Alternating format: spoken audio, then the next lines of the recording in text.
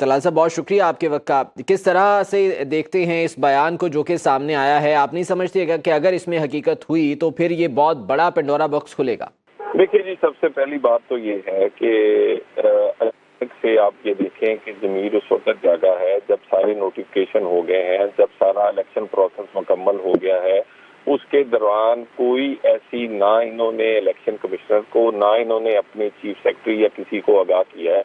उसके बाद दूसरी बात है कि कमिश्नर का डायरेक्टली कोई लेना देना ही नहीं है इलेक्शन प्रोसेस से, ना ये आरओ है ना ये डीआरओ है, और ना ही इनका कोई डायरेक्टली कोई लेना देना है। तो फिर उसके बाद इनकी रिटायरमेंट जो है वो बिल्कुल अब करीब है। उसके बाद यहाँ पर इसके इसके ये सारी चीजें जो है ये मद्देनजर रखनी चाहिए, और तहकीकात जब होंगी तो यकीनन होनी चाहिए तहकीकात, मगर तहकीकात में आप ये कहकर बाहर नहीं निकल सकते कि फलाना भी इस्तीफा दे दे, फलाना भी इस्तीफा दे दे। भाई सबसे पहले तहकीकात होंगी, फिर सिर्फ इस्तीफा नहीं होगा, फिर सजा भी होगी। और सारे का सारा जो मामला है आजकल, क्योंकि टिकटॉक की दुनिया है, लोग बड़ी जल्दी से मशहूर होना चाहते हैं। इसी तरह का एक अफजल साहब थे, उन्होंने भी इंकशाफात किए थे पीटीआई के दौर में, कंटेनर पे खड़े होके, बाद में सारे के सारे झूठ निकले, उन्हें माफी मांगनी पड़ी। तो मेरा ख्याल है देखना चाहिए, हकीकत है कि शोभदाबादी है। तलाल साहब, लेकिन बहरहाल चट्टा साहब एक जिम्मेदार ओहदे पर फायज थे, उनकी जानिब से इस तरह का बयान सामने आना, आप नहीं समझते कि सवालिया निशान तो डेफिनेटली फिर इलेक्शंस की क्रेडिबिलिटी पर होंगे? कोई सवालिया, देखें, जिम्मेदार अगर अफसर थे तो जब ये सब कुछ हो रहा था तो वो उस वक्त अदा करते, उस वक्त अपनी जिम्मेदारी पूरी करते।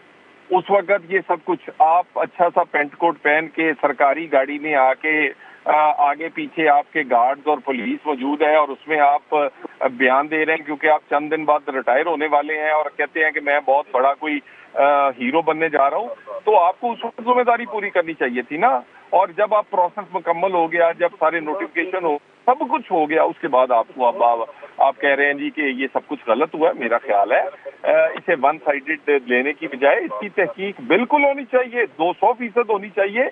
मगर इस तरह का बयान जो है, जिस तरह उन्होंने दिया है, मेरा ख्याल है ये कोई जिम्मेदारी नहीं की, इसमें कुछ और निकलेगा, वो आज निकले या कल निकले। तलाल साहब, अदालतों में भी मामलात हैं, इवन के सुप्रीम कोर्ट में भी एक एप्लीकेशन जो है वो गई है और उसको समाअत के लिए मुकर्रर भी कर दिया गया है। उससे पहले इस तरह की स्टेटमेंट आना आप कितना सिग्निफिकेंट समझते हैं और उस पर क्या असर हो सकता है? देखिए, किसी के एक आदमी के कह देने से तो नहीं, हकायक भी है ना, जो कुछ उन्होंने कहा है उन्हें प्रूव करना पड़ेगा ना ये सब कुछ, और जब वो प्रूव करेंगे तो पता चल जाएगा। और आप ये कहें, मुझे ये बताइए कि आज वो कुछ शवाहिद ही सामने रख देते, बता देते कि उन्होंने किस तरह मोहरें लगाई हैं, बता देते ये सब कुछ कैसे की। एक बयान देने के बाद पूरे के पूरे इलेक्शन प्रोसेस को आप समझते हैं कि भी इस पे सवालिया निशान उठा देंगे। ये पहले भी शोभदाबाजी होती रही है कंटेनर से।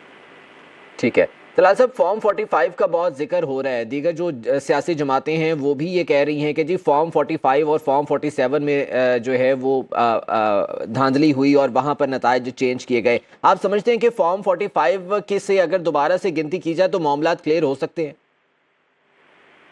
देखिए, फॉर्म 45 जो है उस पहले तो देखना है कि असली है कि नकली है। अब जो फॉर्म 45 है, सबसे ज्यादा आजाद लोग जीते हैं, वो भी तो फॉर्म 45 पे जीते हैं ना जी।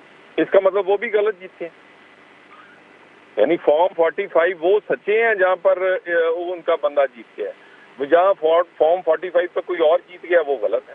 मेरा ख्याल है इसके लिए एक प्रोसेस मौजूद है, इसके लिए टर्मिनल्स बनेंगे, इसके लिए अदालतें हैं, इसके लिए एक प्रोसेस है। ये फैसले जो है किसी टॉक शो में या किसी मीडिया चैनल पे बैठ के या इसी तरह के किसी बयान पे नहीं हो सकते कि जी आप सारी उम्र एंजॉय करें सरकार को और आखिर में जाते जाते अपने आप को हीरो बना के कोई गलत शवाहिद पेश करके चले जाएं।